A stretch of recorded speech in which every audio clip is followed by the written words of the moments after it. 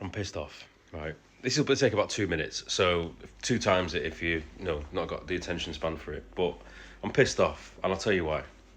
Saw the interview with Peter Schmeichel the other day, basically saying what I've been feeling, that the board have made a massive mistake. And I'll tell you why.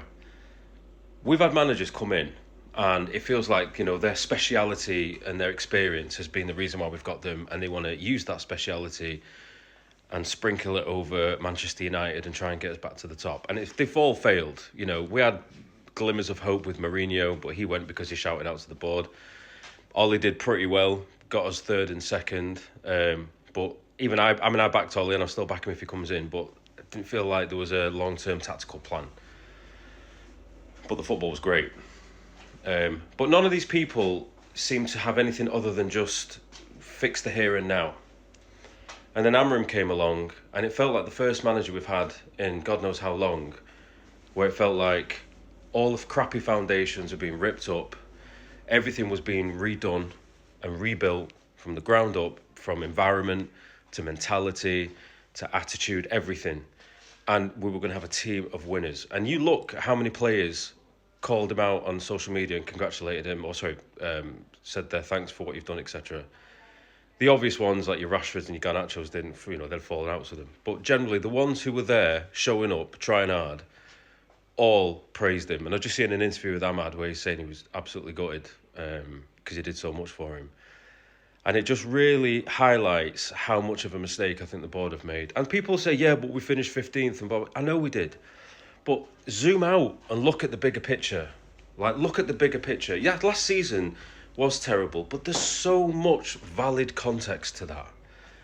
This season was remarkably better. We only strengthened one area of the pitch, and what a surprise, that one area is where we were tremendously better.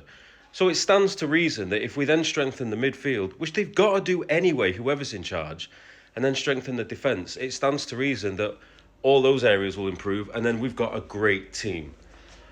And because Amorim called out the bullshit that is our current board, he lost his job. Now, any manager who calls out the board is probably going to lose their job. But given how bad we've been for over a decade, it frustrates me that actually his calling out was accurate to a T. And the only people that should have lost their job was Barada and Wilcox. And if Jim had anything about him, he would have taken a step back and go, yeah, but he's right though, isn't he? We've brought this guy in to bring his philosophy to the table, and now we're asking him to change it because we're not backing him. We're the problem. We are the problem. He's right in saying what he's saying. We brought him here for a reason, and we're not seeing it through because of outside noise and outside pressure. The Ferguson era is well and truly over. It's dead, finished. That version of Manchester United lives in our memories. It doesn't exist in the real world anymore. What we have is the history, the trophies, and all the memories that go with it. But as far as modern day Manchester United is concerned, we're just another team trying to find our dominance in the league again. And one thing that is true that will never change is the only reason why we have those trophies, the reason why we have those memories, is because when Ferguson came in, he was backed.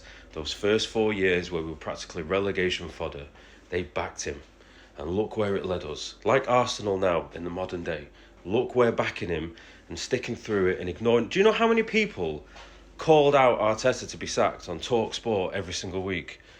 On social media, get him out of my club, he's shit, get him out, sick of him. Where are they now? Cheering his name probably.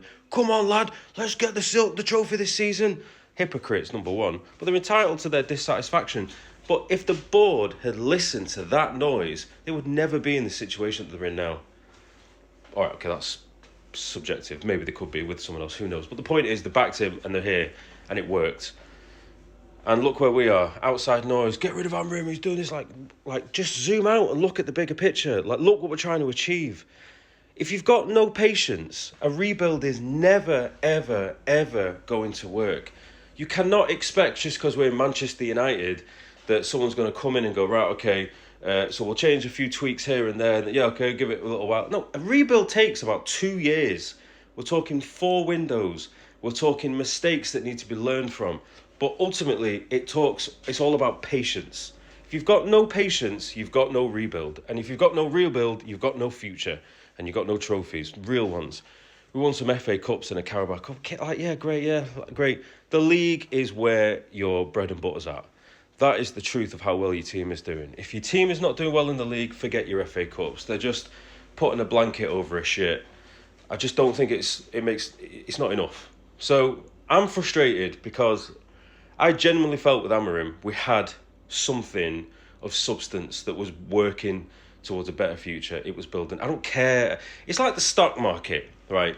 If you've got crypto, for example, if you put on your markers for the day, it's like this all the time. Like, so what if it drops 30p? Oh, sell. No. Why don't you go to like a monthly view and you'll see that the trend line is doing this. But in between, you see these little ups and downs. But ultimately, it's doing this, always going up. That's what I felt like we were like with Amorim. These little ups and downs, but ultimately, we were going up. And I feel like we've thrown it away. I'm annoyed at him because if he'd not done that reaction, he was very emotionally reactive, we know that. I'm annoyed at him because he couldn't bottle that frustration. He'd probably still be here. But at the same token, I massively respect him because he's also probably like, I don't fucking want to work with these idiots. They're idiots. I don't want to work here. And I'm frustrated because I think we've lost a great manager. So, yeah, I just wanted to get off my chest because I'm pissed off, mate.